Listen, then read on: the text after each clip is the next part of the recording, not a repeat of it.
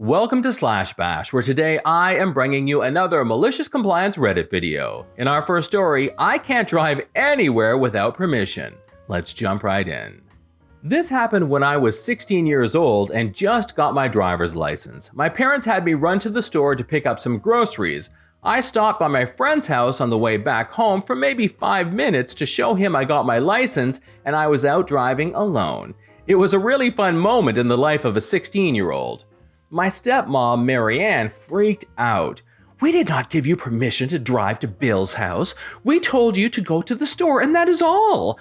I told Marianne and my dad that they had let me drive to Matt's house the day before, so I didn't think it was a big deal.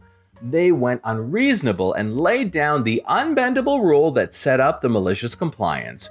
You are not allowed to drive anywhere we do not give explicit permission for you to drive, period. End of sentence. Just because you were allowed to do it previously does not ever give you permission another time, ever. Fast forward 3 days later. My 13-year-old stepsister has been a jerk to me all day, and I'm sick of her BS. She goes quiet for about 30 minutes and then comes out all sticky sweet. "Hey Brian, it's time to take me to ballet." I have taken her to ballet 3 days a week since I got my license. It's basically one of my chores. But I see my opportunity to say screw you to all 3 of them at once. "Sorry, Tina, I'm not allowed to take you to ballet. The parents didn't tell me to take you, and I don't want to get in trouble." She screams, she cries, she begs, she threatens. She calls her mom and leaves a message. She calls my dad and leaves a message. Just like Steve Miller says, time keeps on slipping into the future. I'm not sure I'm brave enough to hang on to the bitter end and actually go through with it. I'm shaking, but I know I've got them dead to rights. No call back from the parents, and the clock goes on past the start of her class. Stepmom comes home and Tina runs to meet her. "Tina, what are you doing here? You're supposed to be at ballet." I hear Tina tell her rendition of the story, leaving out how miserable she had been, and they go back and forth. Marianne comes pounding down the hall and yells, "As God is my witness, you just wait till your father gets home." I had to stifle a laugh because I never really believed people actually said that. An hour later, Dad comes home and the 2 of them go running out to meet him and tell him how horrible I was. I wait in my room for the hammer to fall. About 10 minutes later, my dad calls down the hall. "Brian, would you please come here and talk to us?" "Well, Brian, you did it." "What do you mean, Dad?" "You got us all, and there's absolutely nothing we can do about it." "Okay, let's make this reasonable for everyone." And they did. They agreed that they were over the top. They recognized that Tina isn't always very nice to me, and they spoke to her about that. I was allowed to have reasonable freedom if I was driving somewhere, since I had good grades and had never been in trouble. I walked down the hall back to my room, my back to my parents, with the world's biggest grin on my face. Story number 2. My mother-in-law lied about my baby's gender. English is not my first language and I am on a mobile, so please be patient with me. They told me in r/am I the butthole you guys would like this. November last year, I, a 30-year-old female, gave birth to our first baby. It's the first in my family and the 6th in my husband's family. He's a 32-year-old male. It's important to say that all the 6 kids are boys, and my mother-in-law is in some sick baby girl rabies. Ever since we made the announcement, my mother-in-law convinced herself that I was pregnant with a girl. I told her that once we knew the gender, she would be the first one to know. We told her it was a boy, she still was convinced it was a girl. She told the whole side of the family it was a girl.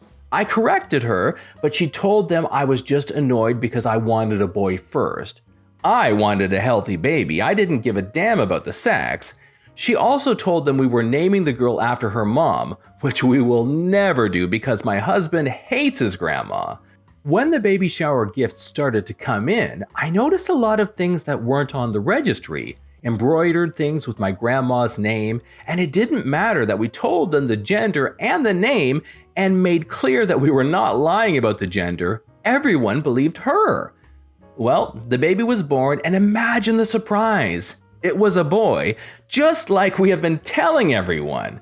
The problem for them was that now the baby had plenty of girly clothes, pink onesies, etc., and we are dressing our baby with them, especially for his family video calls and for pictures for them. After Saturday's call, my mother-in-law called us to scream at us because we were making the elders uncomfortable by not sticking to masculine color schemes for the baby clothes. And we have to stop being this childish. She just thought that my belly shape was more like a girl than a boy. We told her we will not change the baby's clothes and to just wait until the dresses fit. He will look adorable. Story number 3. The English department head wants essays typed on typewriters. So this is a story from the 1980s, around 1982 or 1983. At that time, quite a few of my high school students' parents were engineers for Delco and Chrysler. They had early access to desktop computers at home. They started typing their English class essays on computer, printing them out on the dot matrix printers at home or at school.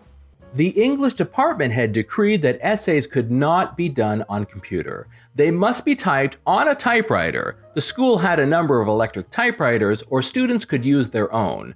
Well, it turns out that the business department had a computer printer that produced type that looked like it had been produced by an IBM Selectric typewriter. It had the same ball head that struck the ribbon. A group of junior and senior boys saw this as a way around their problem. The business teacher apparently was willing to turn her head at their efforts, but wasn't willing or wasn't able to help. So they came to me. In about 2 hours, spread out over 3 days after school, we had it up and running. The big problem that they had and why they needed my help was that the English department had strict rules about margins and spacing, and the guys couldn't figure that part out. At the end of the year, they couldn't help themselves and proudly started bragging to anyone and everyone, except the English department, of their exploits. By the next school year, there were a couple of these printers in the school library, and someone shared how to get the margins just right with the librarian. I think this acquisition was in direct response to the events in this story, but I don't know if it was parents or the administration that was the driving force. The English department head had to give up her stand on not allowing computers when writing essays. She thought it made it too easy, but did stand firm on no dot matrix printouts, which was something I understood better when I made it into my 50s and had to start wearing readers for my poor eyesight. Story number 4. Is this the hottest wing you have? I used to own a wing joint, nothing fancy but a good selection of wing flavors and beer. Inevitably, we would have people come in and order the suicide wings. I like super spicy foods, so these were pretty damn hot. Of those people, about 5 to 10% would always start the joke, sarcastic conversation, "These aren't that hot. Can't you do better? Yuck, yuck, yuck." One of my best regulars, a dentist who fancied himself a gardener, decided to help us out and planted a ghost pepper bush. At the time, the hottest pepper in the world, and he could bring us the bounty of his harvest. And he would intentionally underwater the bush so the peppers would be as hot as they could be. When he would bring us the peppers, I would grind them, seeds and all, into a nice paste which I would combine with our suicide sauce and keep to the side for when our spicy wing connoisseurs would show up and complain about the suicide sauce not being hot enough. I would only serve them one death head wing. Seemed a fitting name. I would make them wear gloves to eat it to prevent capsaicin burns on their skin.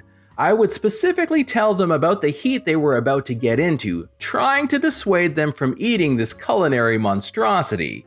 By the time we got through all this, every single person always now viewed this as an insult to their manhood. Never had a woman complain about heat, but would sometimes ask if there was another level they could try, and could not be stopped from eating this wing. So they did. The fun thing about capsaicin oil is that it can often take a few seconds to kick.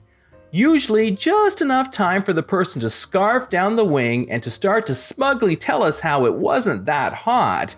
And then the heat would begin. And once it started, it was relentless. The wing was free, but the cup of milk after was $20. I never had a single person ask for a second wing. This is John from /bash. Thanks for watching. If you've enjoyed the video and want to be the first to know when the next one drops, then subscribe. And make sure you click on the notification bell so that YouTube will actually show you my videos. We would love for you to drop a like, share it with your friends, and we will see you in the next one.